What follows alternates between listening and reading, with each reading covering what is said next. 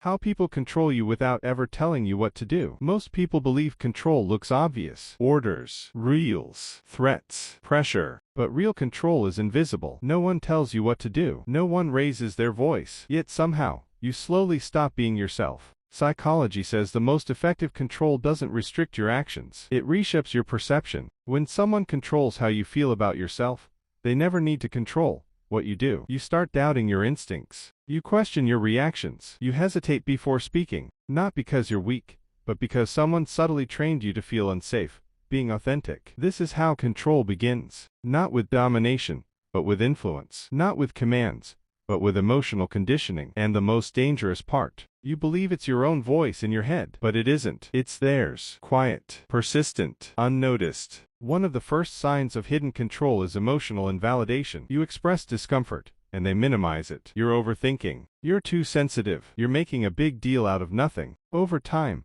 this teaches your brain a dangerous lesson. Your feelings are unreliable. Once that belief forms, control becomes effortless. You stop trusting your emotional signals. You look to them for confirmation. You wait for permission to feel upset, hurt, or uncomfortable. This isn't accidental. Psychology shows that repeated invalidation weakens emotional confidence. When you don't trust your emotions, you become easier to influence. You begin adjusting yourself to avoid conflict. You silence reactions before they form. You shrink, slowly, quietly. And the controller never looks aggressive. They look calm, reasonable, concerned. That's what makes it work.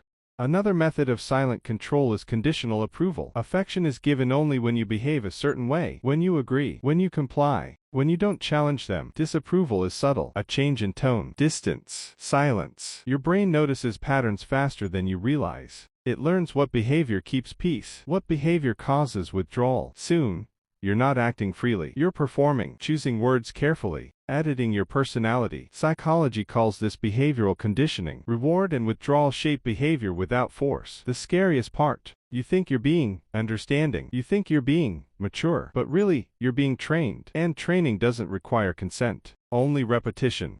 Control also hides in guilt. Not loud guilt, quiet guilt. They don't say, "You hurt me." They say, "I guess I expected more." They don't accuse. They imply. This triggers a deep psychological response. Humans are wired to avoid social rejection. Guilt activates fear of losing connection. So you compensate. You over-explain. You over-give. You over-apologize. Slowly, the balance shifts. Their comfort becomes your responsibility. Their emotions become your burden. This is emotional leverage. And it works because you care. Control doesn't target the cruel, targets the empathetic. One of the most powerful control tactics is rewriting reality. They question your memory, your interpretation, your experience. That's not what happened. You're remembering it wrong. You misunderstood. This is called gaslighting, and it destabilizes identity. When reality feels uncertain, people seek stability. They look for someone who sounds confident, someone who seems sure. That person becomes the reference point, not truth, not logic. Them. Over time, you stop trusting your perception. You rely on theirs. And control is complete, not through force, but through confusion. Silence is another weapon. Not angry silence, calculated silence. When you express something uncomfortable, they disappear emotionally. No response, no resolution. Your brain hates unresolved tension, so it fills the gap with self-blame. What did I do wrong? How can I fix this? This keeps you chasing clarity, chasing peace, chasing them. Psychology shows that unpredictability strengthens attachment. It creates anxiety, and anxiety increases compliance. You're not addicted to the person. You're addicted to relief. And relief only comes when you adjust yourself. Control deepens when they frame themselves as the victim. Every boundary you set becomes an attack. Every disagreement becomes cruelty. So you soften, you hesitate, you suppress needs. You're not choosing peace. You're choosing self-erasure. This flips responsibility. You manage their emotions. You protect them from discomfort, even when it costs you. And they never have to demand control. You give it willingly, because guilt feels heavier than resentment.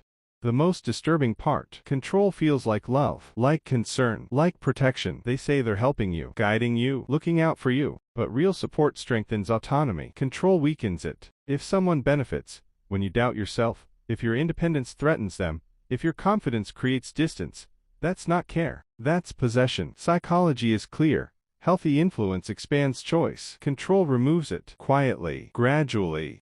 Breaking free doesn't start with confrontation. It starts with awareness. Notice when you hesitate to be honest. Notice when you feel guilty for existing. Notice when peace requires silence. Those are signals, not flaws. Control survives in unawareness. Once you see it, it weakens. You don't need permission to trust yourself. You don't need validation to feel. You don't need approval to exist. Reclaiming autonomy begins internally. The moment you stop reacting the way they expect, everything changes. Control collapses without compliance. Manipulation fails without emotional access. You don't need to explain. You don't need to convince. You don't need to fight. Clarity is enough. And once you trust your perception again, no one can quietly control you, because the strongest form of freedom is self-trust, and that is something no one can take from you.